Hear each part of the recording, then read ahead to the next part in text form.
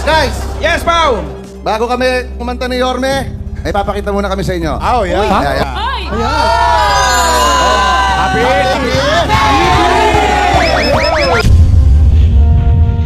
Sino ba ang nagmamay-ari ng Itbulaga? Sa isang live episode ng Itbulaga, binanata ni Paolo Contis ang legendary trio na sina Tito Vic at Joey.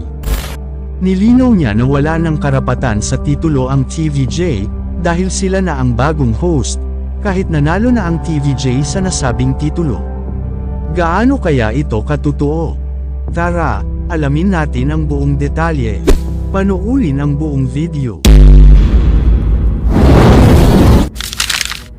Kumusta mga idol? Mayroon naman tayong bagong chika sa inyo.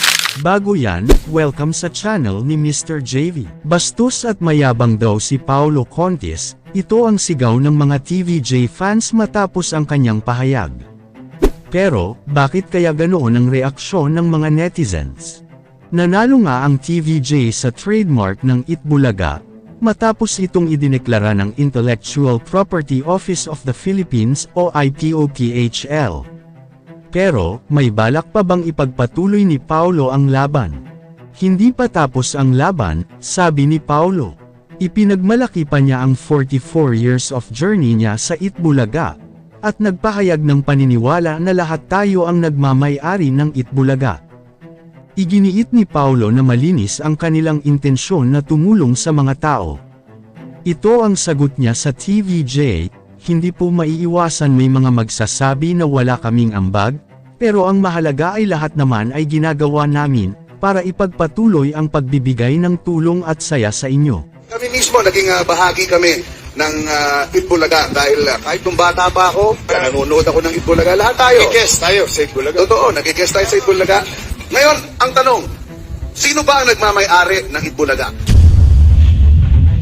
Ang sagot, lahat po tayo. Kasi sa 44 years, lahat po tayo ay naging bahagi nito. Hindi po maiiwasan na may mga magsasabi na wala naman po kaming ambag dahil bago lamang po kami dito. Lahat naman po ay ginagawa namin para ipagpatuloy ang pagbibigay ng saya at tulong sa inyo. Hindi na po kami mahalaga. Maaari pong dumating ang araw, hindi na rin kami ang nandito. Pero basta ang mahalaga ay ipagpapatuloy namin ang matagal ng hangarin ng Itbulaga. Ang magbigay ng tulong at saya. Yun lang naman po ang gusto namin. Hindi po yun mababago. Mahalaga rin po sa akin na sabihin na ang ginagawa po namin ay totoo. Marami pong nagsasabi kami ay fake. Marami nagsasabing kami ay fake Bulaga. Wala pong peke sa pagmamahal ko sa grupong to. Wala pong peke sa pagmamahal ko sa staff. Walang peke sa pagmamahal ko sa crew. Walang peke sa pagmamahal ko sa trabahong to.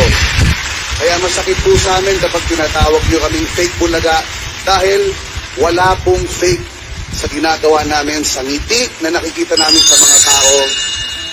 Wala po. Sa kabila ng tagumpay ng TVJ sa trademark, hindi pa rin maawat ang ilang Itbulaga hosts na maging emosyonal, habang nakikinig sa pahayag ni Paolo. Lalo na si Paolo Contis na hindi pa daw tapos ang laban. Bagamat nanalo na ang TVJ sa nasabing trademark, patuloy pa rin niyang binabanatan ang legendary trio na sina Tito Vic at Joey. Kamakailan, marami ang nagtatanong kung hanggang kailan pa ang kontrata ni Paolo Contis sa Itbulaga ng Tape Incorporated. Sabi nga ng ilang mga eksperto, nahihirapan na raw ang Itbulaga makipagsabayan sa EAT Noontime Show ng TVJ. Ine-explain niya kung bakit pinangunahan ng EAT ang Noontime Show contest, at paano nila nakuha ang loyalty ng kanilang audience. Ayon kay Joey Garcia, may sariling fanbase na binuo ang TVJ hosts, at ito ang nagtutulong sa kanila na mapanatili ang mataas na ratings. Sa post ni Garcia, binanggit niya ang malawak na target audience ng TVJ Noontime Show, at kung paano ito nakakakonect sa karamihan sa atin. Pero ayon kay Garcia, tila may identity crisis ang Itbulaga.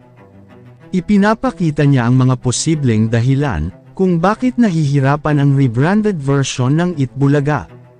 Saad ni Garcia, ang identity crisis daw ay nagiging delikado, at natural na bababa ang ratings kung hindi ito maresolba. Ngunit hindi lang ito ang dahilan ng pagbagsak ng ratings sa Itbulaga. May mga kontrobersyang kinasangkutan si Paulo Contis, na tila nakakaapekto rin sa kanilang programa. Hindi nakakatulong ang mga hindi magagandang pahayag ni Paulo Contis, laban sa legendary trio na sina Tito Vic at Joey. May posibilidad nga ba, maalis at mapalitan ang mga hosts ng Itbulaga? Kayo mga idol, ano ang masasabi nyo sa chika topic natin ngayon?